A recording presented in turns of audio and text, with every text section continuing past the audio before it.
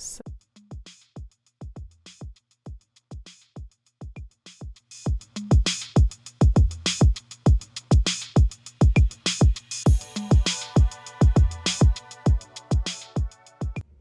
hey guys, welcome back to my channel. In today's video, I'll be reviewing and giving my first impressions on the new We're Even Hydrating Longwear Concealer from Fenty Beauty.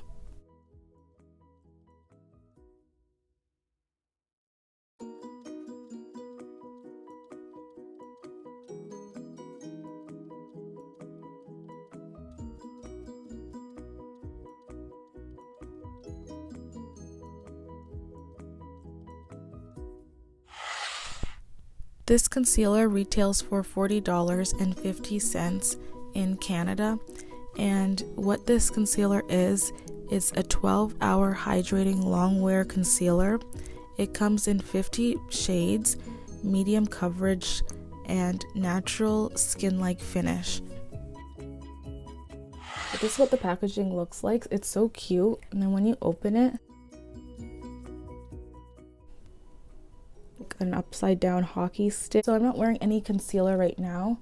My area around my eyes are always dark. Not really the bottom section right here, but like it's mostly the eyelids. Like it looks like I'm wearing eyeshadow and I'm not. But that's what it looks like. I'm tired of seeing my face without concealer, so we have to hurry up. So it says on the website, in order to choose your specific shade, you have to know what your foundation shade is inside the Pro Filt'r foundation to begin with. And once you know that, you could go with that. And then for brightening, you would always go 2 shades lighter than your foundation shade when it comes to choosing concealers. Not just this one, but any one. There's the concealer normally for brightening areas, and then there's a concealer that's normally the same as your foundation shade. Just in case you want to go over blemishes, that's the one that you use and not the brightening concealer that you would be putting under your eyes. The shade that I ended up was 420 Warm. I have a yellow golden undertone. It's the same color as my foundation inside her Pro Filt'r. The way it's shaped is very convenient for the area that's going to be.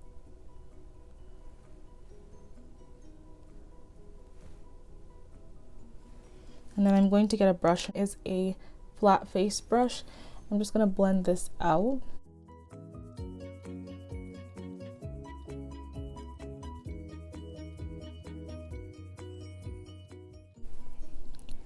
See what a difference concealer makes compared to the side that I don't have anything on. Like that's why I tell people I can never go without concealer. Take my foundation away, but not my concealer. Look how tired I look on this side, and then look at this side. Like, and it's not even like a way where it's like, oh my goodness, you're wearing makeup. It's like, oh, that looks like you naturally have a bright eye.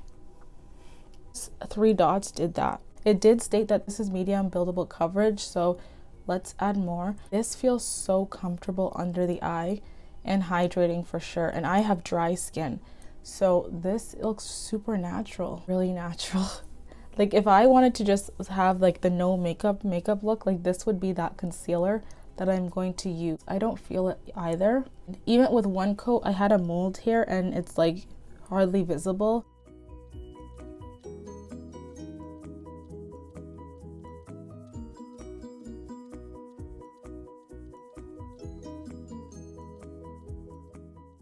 Even building it up, it does not look like it's super makeup-y.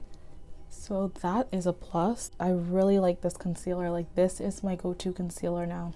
Now this did claim that it does not seep into fine lines, and I have fine lines around my eye area.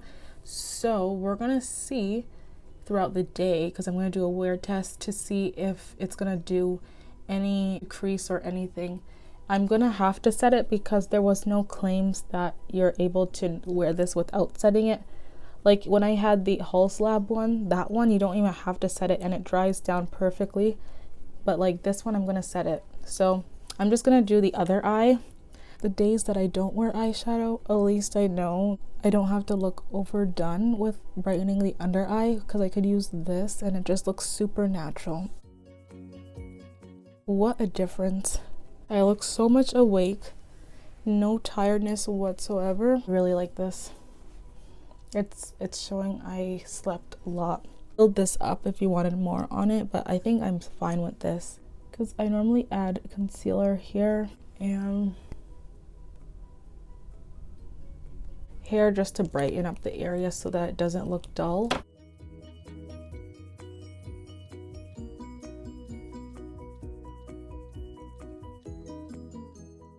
Now I'm gonna set my face, so I'm gonna use my One Size Sweet Honey.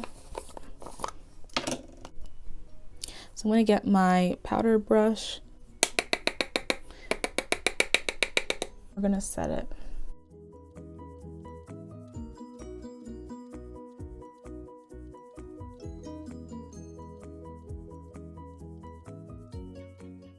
So I finished setting my face and I used the Sweet Honey from One Size. It's like that.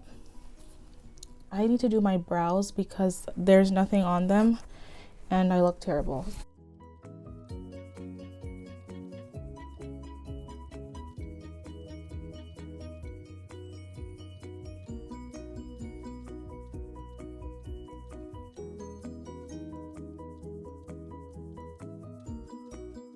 I'm going to do bronzer now, so I'm going to be using my Benefit Cosmetics Toasted. Looks like that. Number 64. Just going to go in there. I'm just going to go around my forehead because I like to cover that up.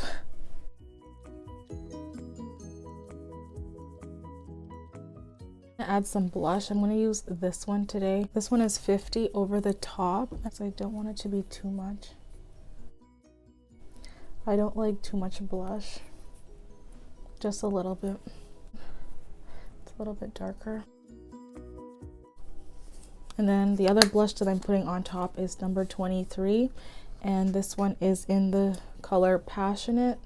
Looks like that, and that's what it looks like on deeper skin tones. From Maybelline, and then I'm going to do my mascara.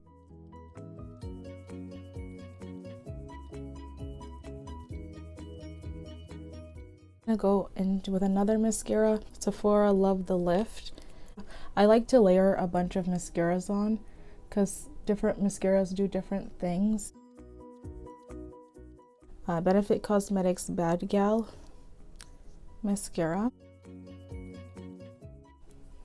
I'm using the Rare Beauty True Black. Contour just this part of my nose. I have a straight nose, but I still contour no matter what. It's just to bring out the bridge a little bit more. I don't really need to do this, but I still do anyway. The Glowy Super Gel Sun Glow is the name of this. They have a lighter one for a lighter complexion. What's best on my complexion is the gold.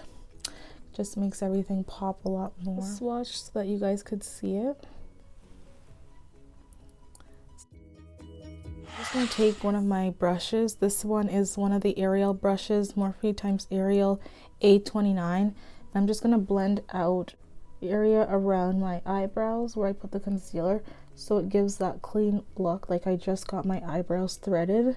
Comment down below, do people still get their eyebrows threaded anymore, or do they just pluck it, or do you guys wax it? Like, what do you guys do when you're cleaning up your brows? Or is it just adding concealer around it and not actually removing the hair? I'd like to know. That'd be interesting to know what people do. I personally stopped getting my eyebrows threaded in 2020. Like, that was the year I got my eyebrows threaded. I have yet to ever done that. I just use hair removal cream and outline how I want my brow to look, and then I remove it with the hair removal. I'm just going to get, this is a blotting powder, but I'm just going to use it to mattify around where I added the concealer. So that's what I'm doing. Recollection Shape and Set Clear Brow Gel.